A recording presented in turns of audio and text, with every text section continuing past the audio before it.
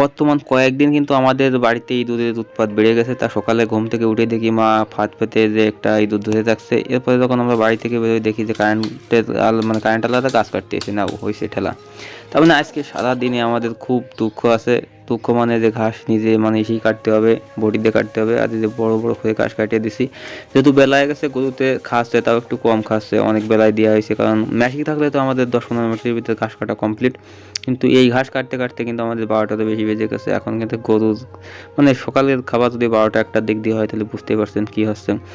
আর যেহেতু হচ্ছে বটি দিয়ে কাটা, সেহেতু নিতেও একটু অসুবিধা, বড় বড় হচ্ছে, বাইরে কাটা হচ্ছে। আর আমাদের মেশিনে কাটলে কিন্তু একদম ঘরের ভিতরে কাটা হতো, আর সুন্দরভাবে এক জায়গায় পড়তো, নিয়েই দিয়ে দেওয়া যেত।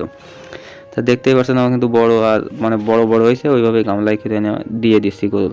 আর গরু দেখছেন পেটে আর কিছু নাই, মানে যদি 12টার সময় খাবার দিয়ে হয় তাহলে কি কিছু থাকে? তো যেদিন আসলে কারেন্ট থাকে না সেদিন আমাকে দুর্ভোগের মানে কোনো শেষ নেই।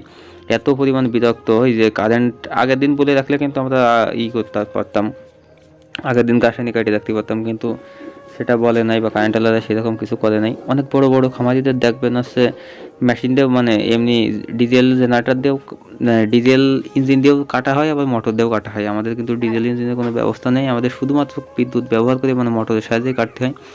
এরপর ঘাস যেহেতু কম সেহেতু আবার খোয়াচ্ছি। এরপর আমি টুক করে একটা সময় এই ইঁদুর নিয়ে আমাদের বাড়ি থেকে অনেক ফাঁকা জায়গা আসে ইঁদুরটা ছেড়ে দিই। ইঁদুরটা ছাড়া পেয়ে দেখতে পাচ্ছেন মনের আনন্দের দৌড়ে এক দৌড়ে কিন্তু ওই বাসাদের কাছে চলে যাচ্ছে। তা আজকের ভিডিওটা এই পর্যন্ত ছিল, দেখা আসছে অন্য কোনো ভিডিওতে। ততক্ষণ সবাই ভালো থাকবেন।